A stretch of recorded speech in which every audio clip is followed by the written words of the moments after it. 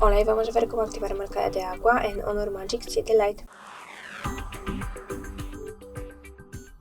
Para hacerlo tenemos que entrar en la aplicación cámara.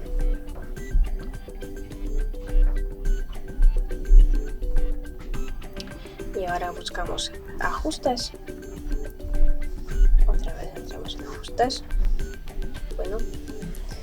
Y aquí buscamos marca de agua. Pulsamos para activar. Y esa parte es un ejemplo de marca de agua, porque podemos activar marca de agua como logotipo o marca de agua con otras informaciones. Nosotros vamos a dejar solamente marca de agua, volvemos, sacamos una foto.